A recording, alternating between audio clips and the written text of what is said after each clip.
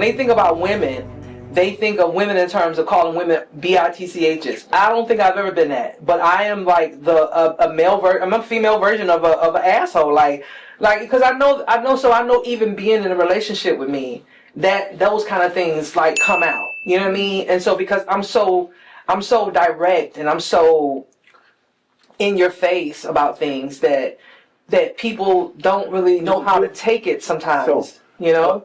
But when you're in a relationship, your directness can be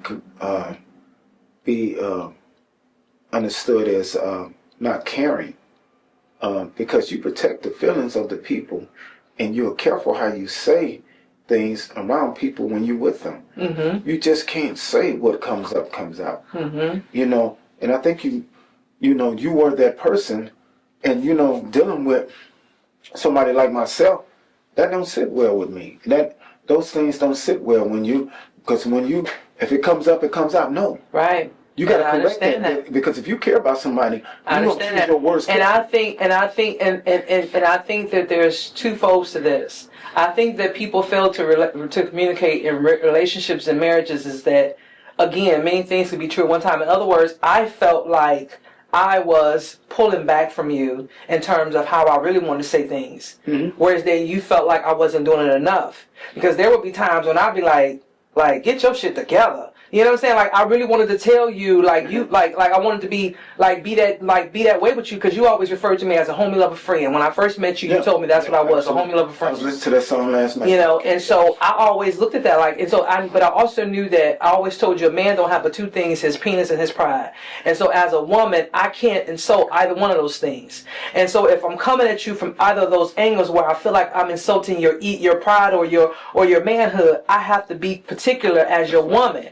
But at the same time, I can't let you half-step life either. Because there were times where I would say things to you, and this is what I say about the unstableness to me. There would be times where I would say things to you in the marriage about, hey, what about this? And it was like you didn't hear it until somebody else would say the same thing to you. Mm-hmm. And this is not the first time you've heard this. So in my mind, mm-hmm. I'm like, well, you know what? I'm not listening, because I'm telling you, a lot of what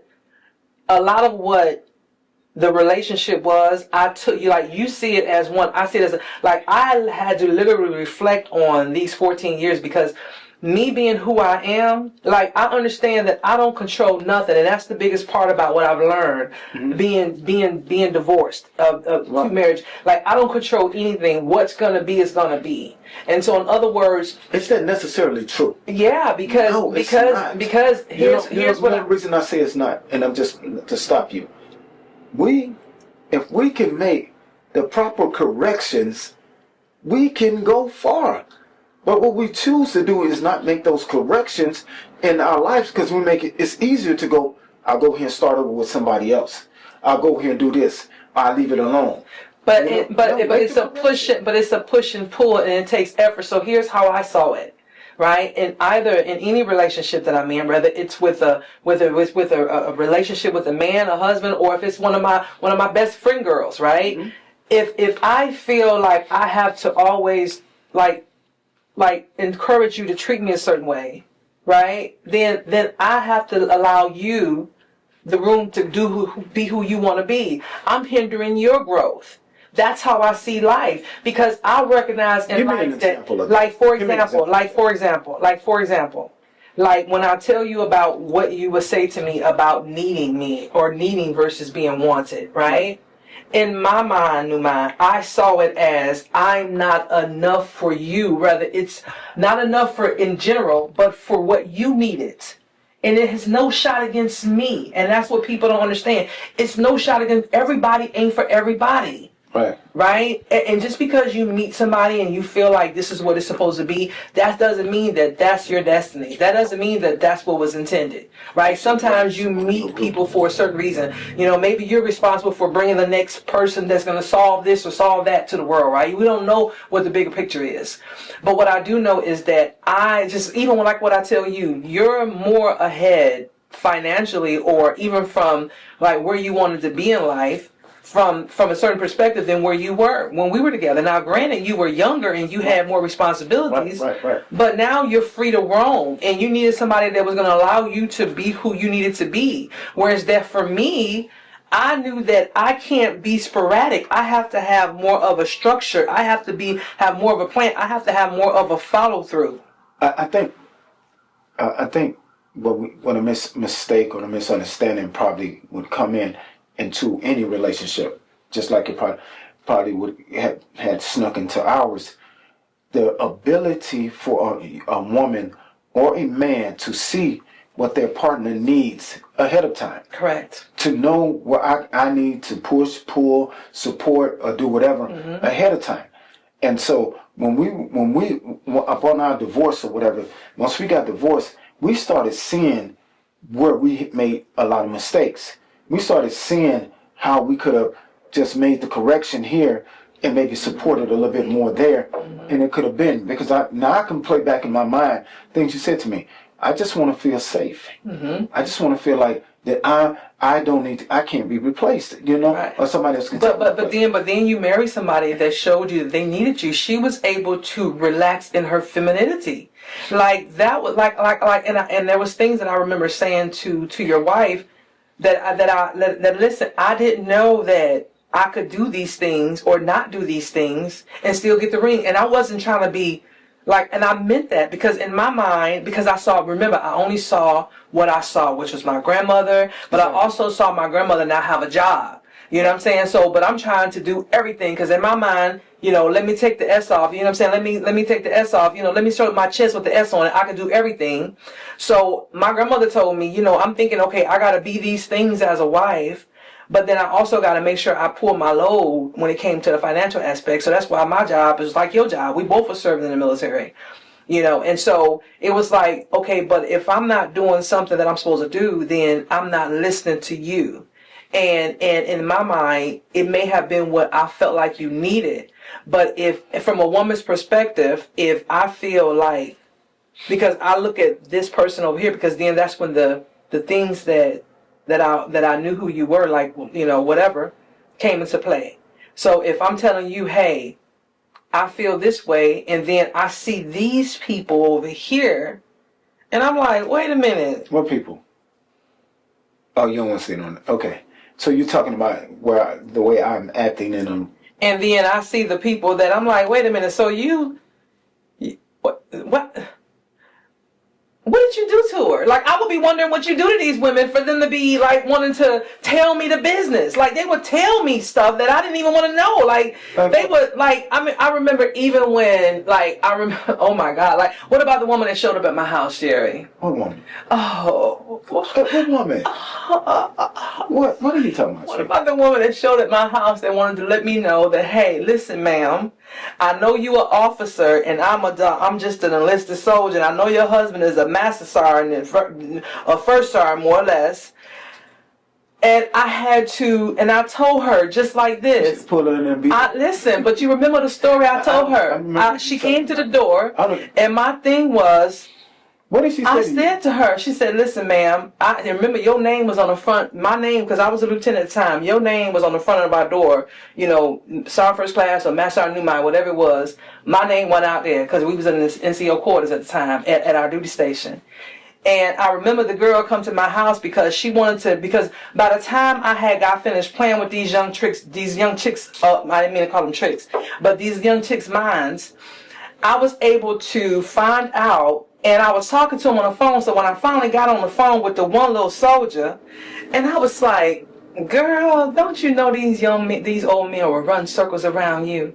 I said, let me tell you something. You may think you got my husband, but I got his paycheck. So let me tell you this. So I got to talking to her. And I said, remember your friend such? I said, yeah, okay. So automatically she thought that friend was the one that had told me, but ain't nobody told me nothing. It was just me being smarter than them, okay? By the time I got done, by the time I mentioned all these people, because remember, we were in a very small duty assignment, so everybody knew everybody, okay?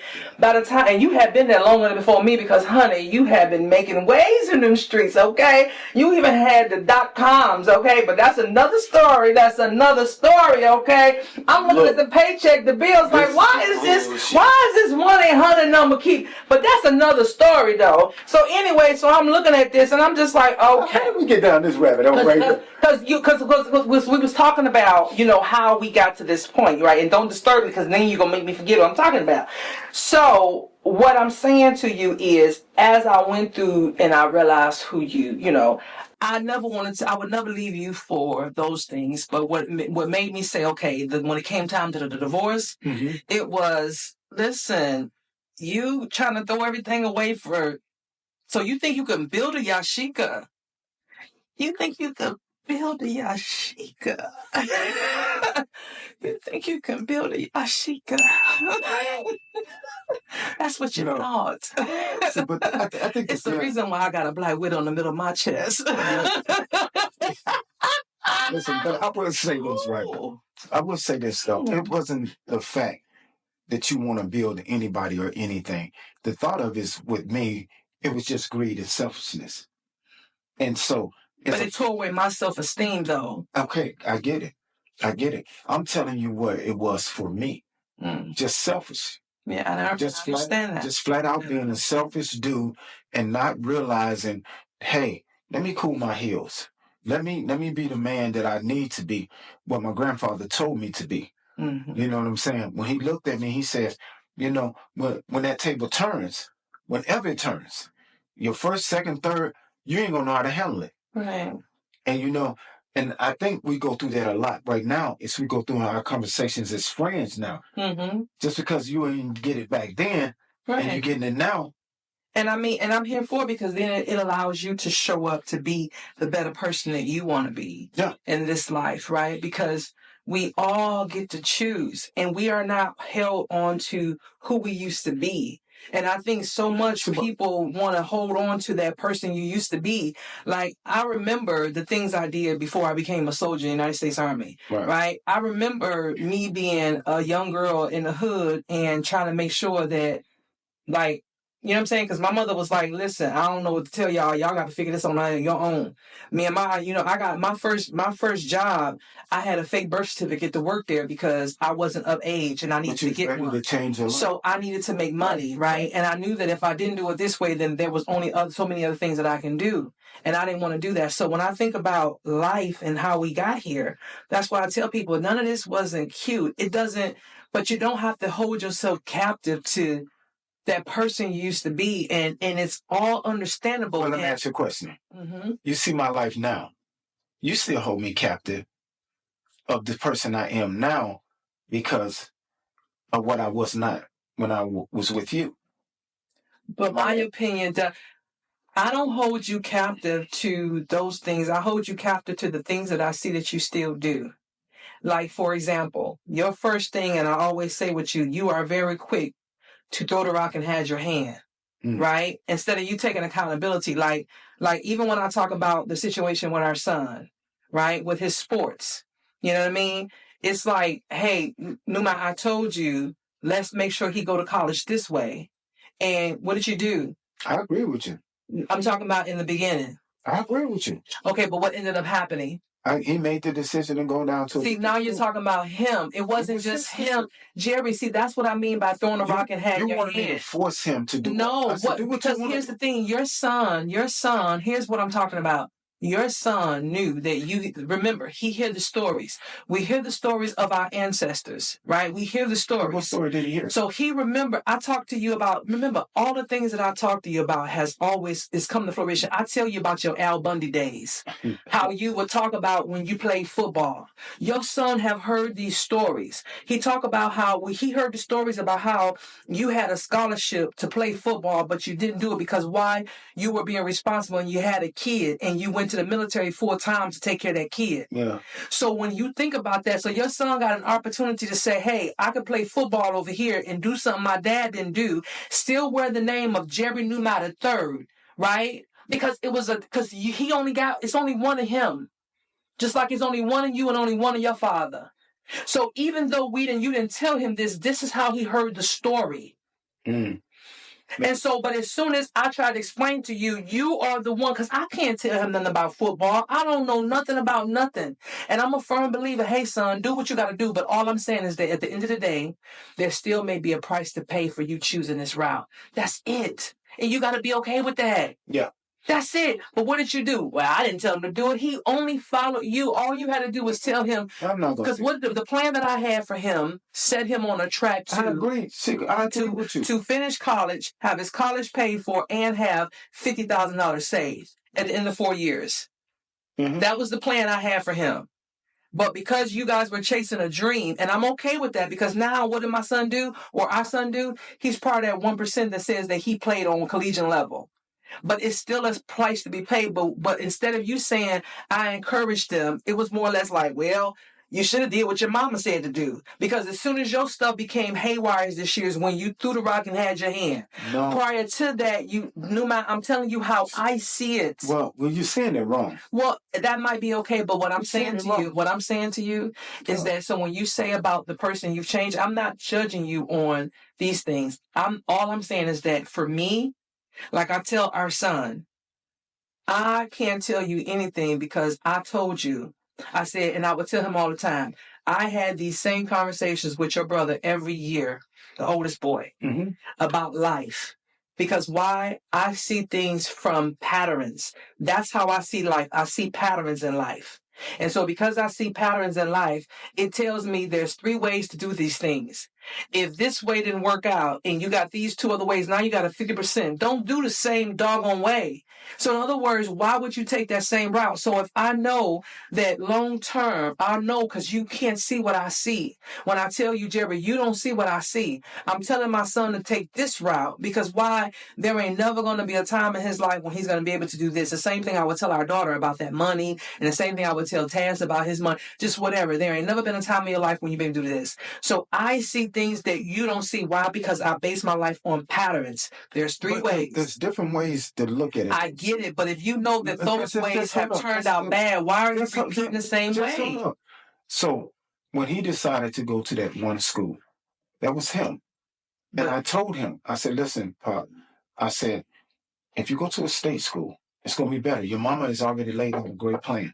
I said, but at that time, once you turn the benefits over to him, he's in charge of the benefit, right? Newmy, so no, you are, what I'm saying to you is that boy is your, listen, there was a lot of things I did because I needed him to be the best that he can be, like I said in the very beginning. One thing about baby Jerry is that baby Jerry has always been consistent.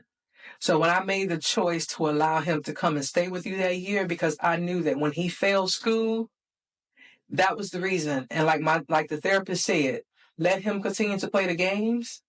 And when he failed school, why did you really let him come and stay with you? I let him come and stay with you because I knew. Because see here, let me break it down to you how he came to stay with you. It was one of those things where I had tried everything, because when he failed that grade, he told me before he came to stay with you that summertime, or before he come to visit you that summer, he said, Mama, I don't want my friends to see me in the same grade again. Now, although he had a late birthday, he still would graduate on time, but he would have to repeat the 6th grade. So time come, and he told me he didn't want his friends to see him repeat the same grade, because I was like, Jerry, this isn't something I did. The school said you failed, because they said that you got to take these 2 or 3 classes in the summertime and then you can go on. But in my mind, you still haven't gotten the lesson, because by the time you do summer school for 4 weeks, you telling me you really caught up? I feel like there's something you're missing and you need to catch on, right? And so I was like, no, that's not what's going to happen. So he wanted, so I said, so then time come. It was one of those things where I had put him in tutoring and everything still wasn't working out. He still was taking steps backwards. He still wasn't doing very well. He was doing the very minimum. And it was like once he got to school, everything would just go away. It was like he was stressed. He was biting his fingernails. He was doing things because his life was different, right? This year was 2014. So his life was different. He was 11 about this time. And so he went to you that summertime and he visited you for the summer. And he was supposed to come back because school was supposed to start in this area on that Monday. And he was supposed to fly back to me that Saturday. And I still had to take him school shopping and everything. And my friend, Mr. Grumpy, more or less, he was the one that said, Yashika, you tried everything that you've tried. When it came to your son, the one thing you did not do was try letting him stay with his father. So I had to make the choice to let him stay with you. And as a woman, especially a Black woman, that makes us feel like we failed when we're not being able to correct the problems, because remember that S on our chest. You understand what I'm saying? I'm supposed to be able to fix everything. So I wanted to be like, if my son is failing, I need to be able to fix the problem. Right. And so when he did the 6th grade over again, and it was like he was getting these grades, and you were like, well, he's getting B's and C's. And I'm like, okay, but this is the second time he's done 6th grade. So we're not going to pretend like it's this big thing. Because why? Because we trying to still figure out what the problem is, because why? I still need to fix the problem. And so for you, it was more of a, I didn't see it the same way you saw it. It was more of the goal was different. But with BJ, so when he started to see his high school years, it was like, okay, now he's like, okay. But the only reason why you let him stay was because Mr. Grumpy said it? No, the reason I made him stay is because you got to remember, it's not because he said it. It was because it was somebody that gave me a version of see something differently that I hadn't seen, because I was only looking at life through my lens. Which means that, because as soon as somebody would say something to me about BJ staying with you, I would get offended. Like, they would be like, oh, he living with his dad. He ain't living with his dad. He just there for the school. It was like instantly I was getting offended. Like, that's not why. Because in my mind, against you, correct. That's how I felt. It was, listen, Jerry, in my mind, I'm telling you, because remember, you got to remember the things that we hear people say. One of the things that we hear in Black cultures, in Black families, is a mother don't never give up their child for nothing. The mother don't give up their child to their father. What the hell? Like, that means you feel like, in our mind, that means we failed. So if I give my son to his father because he's fell in school, because I'm trying to figure out how can I help him, right? Because I've done what society say I should do: get him the help he need, get him the mental help he need, or whatever, and it's still not enough. Right. So when somebody was able to they didn't have a dog in a fight. It wasn't you. It wasn't me. And they was like, listen, I'm telling you what I see. Like, they was like, you tried everything else. Like, in other words, you've tried doing this. You tried doing that. You still got him in sports. You still let him go visit his father. His father still visit. Like, you're doing all these things, but he's still not doing well in school. So you have not tried letting him go with his father. Why don't you try that? And I thank him for saying that. Why? Because I always think about, if I had not let him come with you, then I would have changed him. I feel like I would have changed him. I would have made him maybe resent me in some kind of way. And I'm glad that I didn't force that on him. But that would have been me forcing my feelings on him. And I had to just let him be, because one thing he stayed consistent in is his mama. You my mama, and that's my daddy. Like, y'all are my mama. Like, because, even when he started school here, it was like, you live with me. And he was like, mama, I live with both of y'all. He was like, mama, I don't just live with my dad. He's like, I live with you. It was like, you've been over your dad's house for 3 days. It's time for you to come home, because I wanted to make sure that I let him know that I think the mistake we make, though, and I think as parents, we think in this sense of singular terms. Absolutely. Mother, father, not parents. And I think that's the mistake what we make. Right. Because it takes that village of that understanding for us to raise our kids. And especially, when you're looking at it. But because you don't know, there's no right way. Hollywood sells us this dream that when it comes to certain stories, they look so picture perfect. Because you got to remember, to make a movie, there's hundreds of people to make one movie. To make one movie, right? Let me finish this. There's hundreds of people to make one box selling movie. So if there's hundreds of people to make one box selling movie, we feel like our lives supposed to look like this box selling movie. It's not. So when they don't look like that, we feel like, okay, what did we do wrong? And we're trying to make it look a certain way, but what I didn't understand is that so I had other people's views of what parenting looked like, or what good parenting looked like. Right. Good parenting look like you stick it out and you make sure. Right. And I'm not saying it doesn't look like that. Everybody to each his own. But for me, in that moment, I feel like my son was better off when I allowed that, year and a half for him to stay with you before you guys came back here. Yeah, that's a year and a half. I thought it was longer than that. But I say all that to say this, right? In the big scheme of things, we look at our lives and we try to do the best we can do. As parents, and me and you have had some real serious back and forth over this when it came to VJ. Mm-hmm. When it, even when it came to the household with all the kids went in there, you were more the disciplinarian, I was more the fun guy, but they knew and a lot of times I did not give you that support you needed. It's the disciplinarian. Mm-hmm. And sometimes you didn't give the support that I needed. It's the fun guy. And sometimes it's just like, but you needed more support from me to reinforce what you were putting out, because those times. Because we had a structure. I mean, think about that. At the time, by the time we got to, by the time baby Jerry was a year or 2 years old, a year old, I was on the trail. I was still a drill sergeant. Mm-hmm.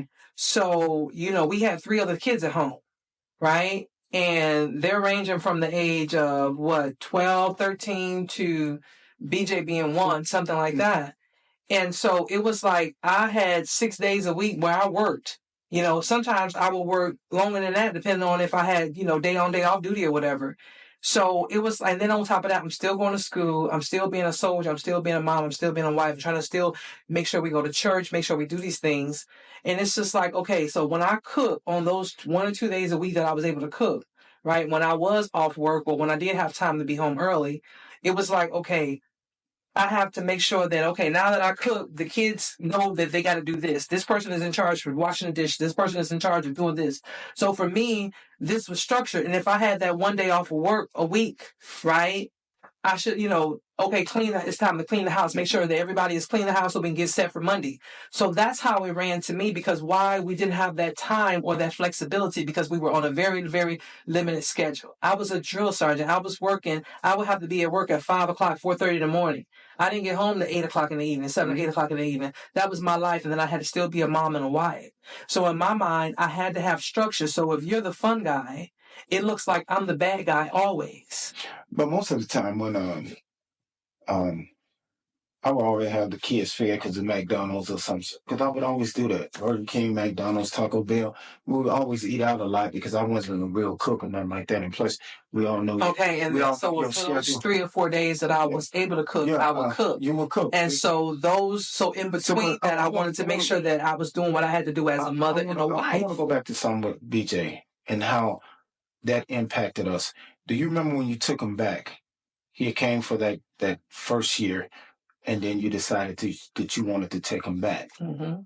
And the reasons for you taking him back, I thought was crazy. I don't remember the reasons, but you said you want to be selfish. You want to take him back. That might have been what I said. That's exactly what you said to me.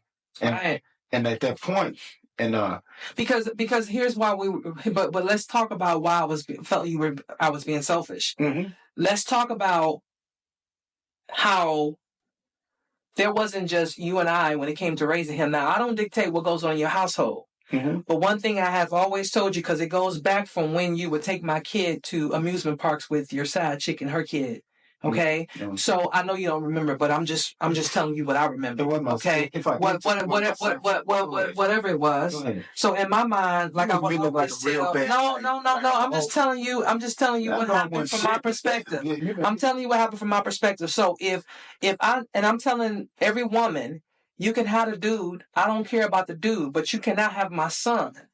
So fall back. My son don't need 2 mamas. He only need 1. Now, granted, when he's with you, I want you to love on him. I want you to treat him like whatever.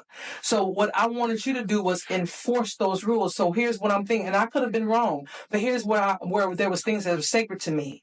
You knew that the reason why baby Jerry came to you was because of his education. Mm-hmm. So if I'm telling you, hey, because remember, when he was with me, you would be on the phone. I would call you. Hey, I'm going into this parent-teacher conference. I would call them, and what would I do? I would call you and do what? I listen in. I will put you on speakerphone so that you can ask all the people the questions that you need to ask, so you can know, even wherever you were, what was going on with your son. Why? Because it takes a village, right? It takes a village.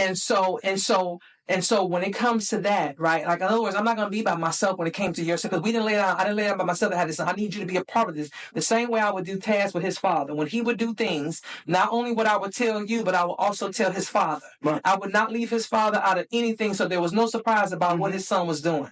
So when it came to baby Jerry, I tell you, hey, you know this is hard for me. I'm telling you how this is hard for me. I'm having a hard time with letting go of my baby because it feels like I failed.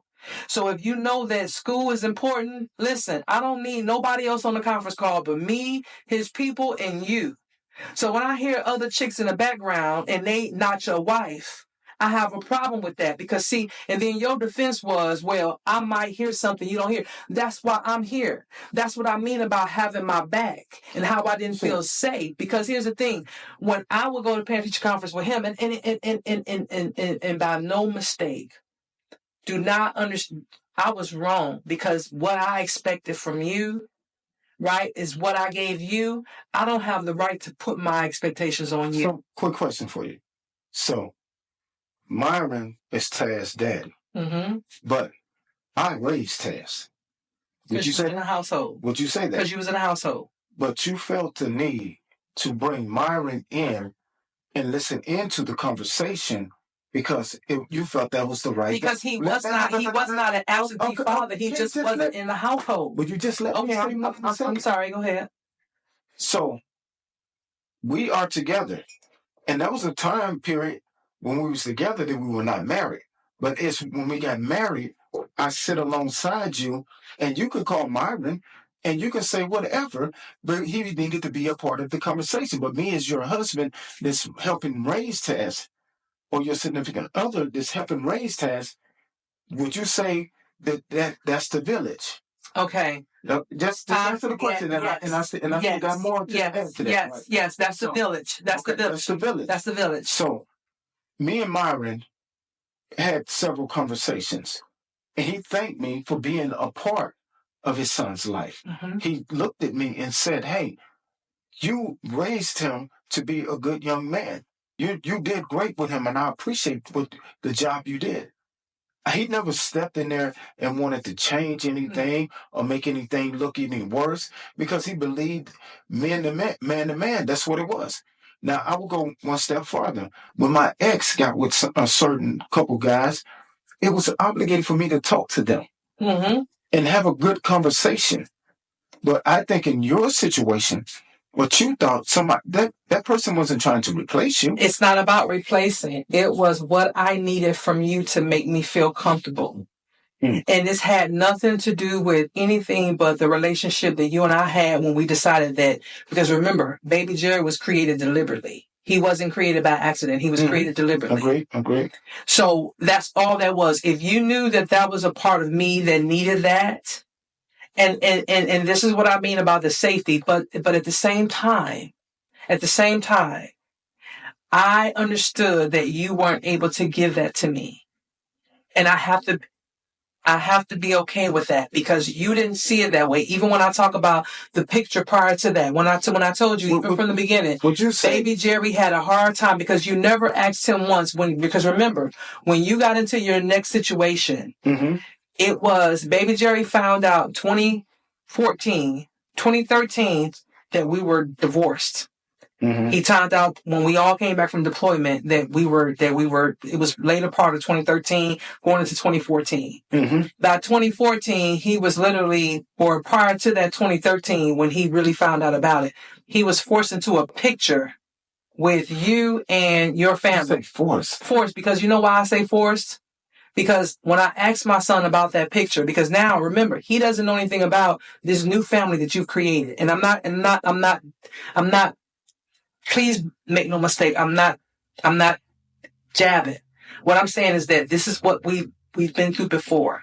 So history repeats itself, right? Because you did the same thing. We did the same thing before. So I cannot, because there's a true saying that the way you get them is the way you lose them. Amen.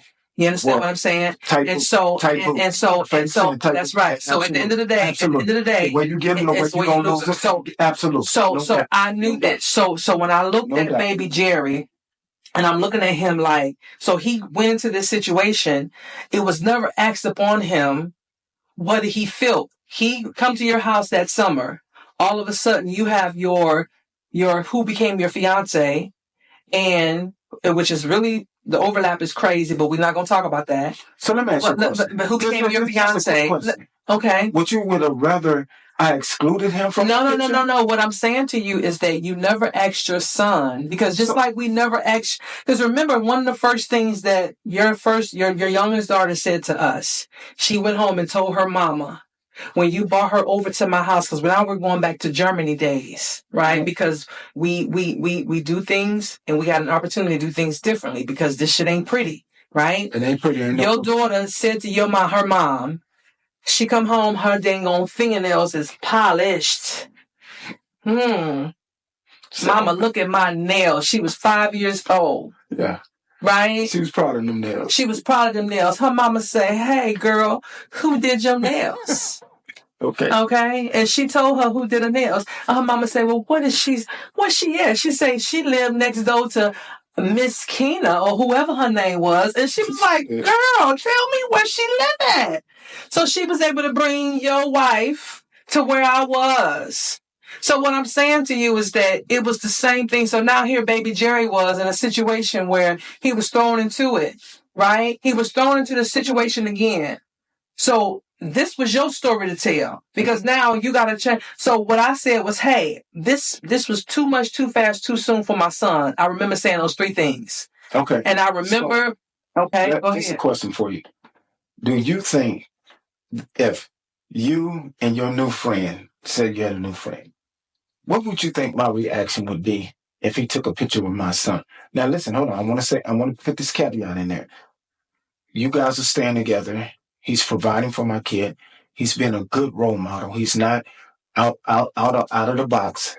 What do you think my response would have been as a man? That's why I'm telling you that where I went wrong was expecting you to do the same thing that I would do. So what you would So do? I'm not judging you. I'm just telling you. I'm asking because here's what I would have done. That's what I wouldn't have done. That's what I wouldn't have done. Remember, by the time... So you're telling me... remember... Hold on. So what you're telling me is this. If you had a good man... It doesn't matter about being good. It's about how... Oh, somebody... Listen, let me tell you something. Listen, I was a single woman. Like, I didn't bring men around my house. Me and you've been divorced for 14 years. Why? Because I had 2 sons. And my oldest son told me when he was 5 years old, if it ain't his daddy or Jerry, then it better not, in other words, it better not be nobody. You understand what I'm saying? So what I'm saying is that I am a representation of what I want my sons to have. So I'm not saying I'm perfect, but what I do know is that they were watching me. And I don't want them, and I had to limit myself. There were things that I had to do differently, yes, and I'm not saying I was perfect. But what I do know is that I could not do the same thing hoping for a different result. So I couldn't pick my kids up and move to another state when somebody wanted me to move to another state. Why? Because I would have been doing the same thing I did before. So let me ask you a question. And I want you to answer this honestly. Did you think about it? Of course I thought about it. Because the flesh is the flesh. So why did you think about it? The flesh is the flesh. How hard did you think about it? Not enough. Not enough. Because by the time I retired from the Army, I was signed for my house to make this state my state. There was never a doubt in my mind. Because no matter what, I knew I was still the prize. I knew I was still the prize because of that, because of whatever that person had going on.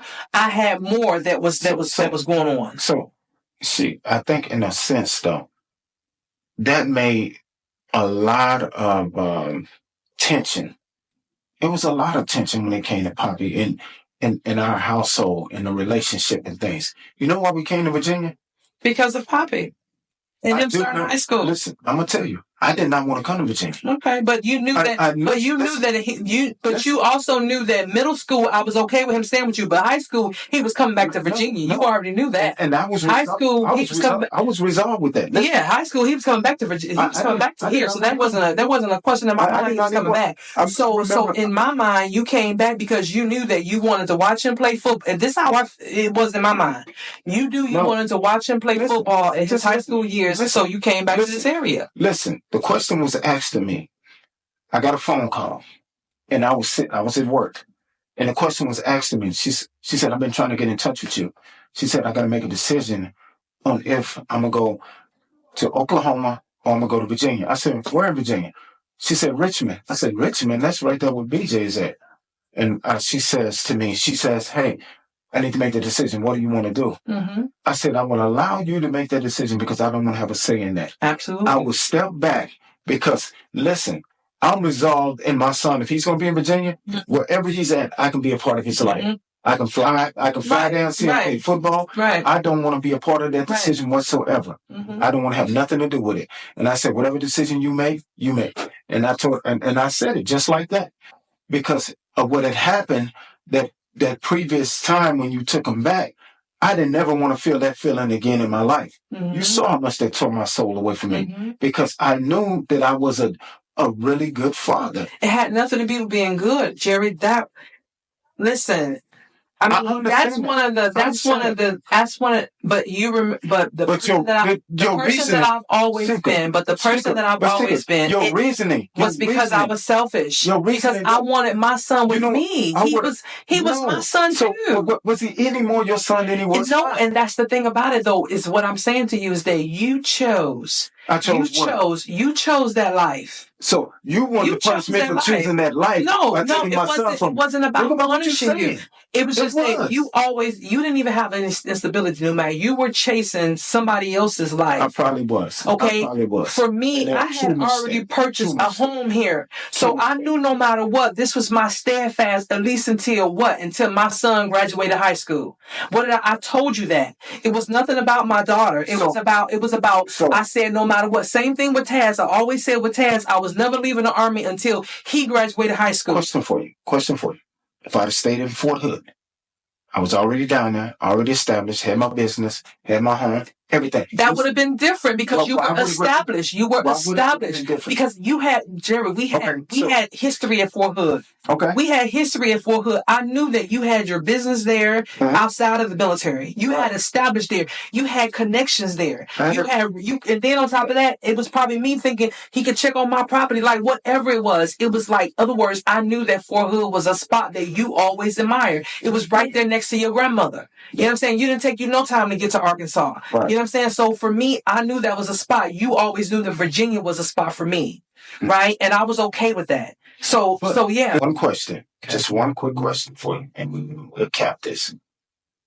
The only thing that made the difference, was it the woman? Or was it my stability? It was your instability, just like always. Okay, just leave it at that.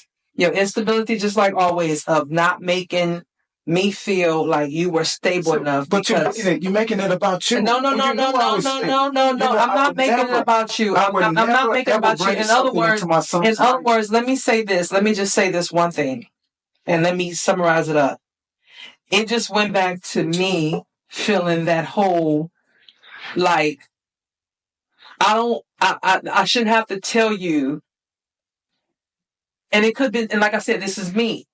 This is me because I don't know nothing else, right? I only know what I saw growing up as a kid and what I thought right looked like because of what I saw with Hollywood or whoever. Mm-hmm. So all I can tell you is when it came to the things that was going on in our relationship, I felt like there were certain things that I shouldn't have to tell you what right looked like. You should already know.